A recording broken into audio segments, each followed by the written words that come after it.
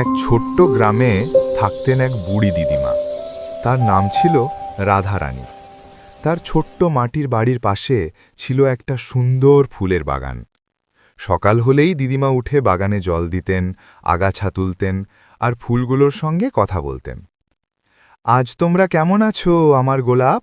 আর তুমি জবা, লাল টুকটুকে হয়ে উঠেছ তো? ফুলগুলো যেন হাসত। বাগানে গোলাপ, জবা, বেলি, গাঁদা সব রঙের ফুল ফুটে থাকত।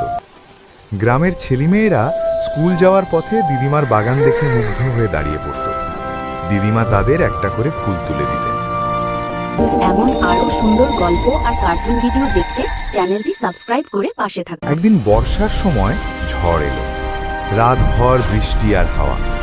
সকালে উঠে দিদিমা দেখেন তার প্রিয় বাগানটা লণ্ডভণ্ড। ফুল উপড়ে গেছে, গাছ ভেঙে পড়েছে। দিদিমার চোখে জল এসে গেল। কিন্তু দিদিমা হাল ছাড়লেন না।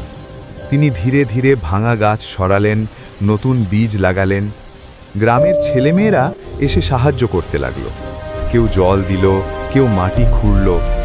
কয়েক মাস পর আবার বাগানটা রঙে রঙে ভরে উঠল, আগের চেয়েও সুন্দর। দিদিমা হেসে বললেন, দেখো, ভালোবাসা আর একটু চেষ্টা থাকলে সব কিছু আবার ফুটে ওঠে।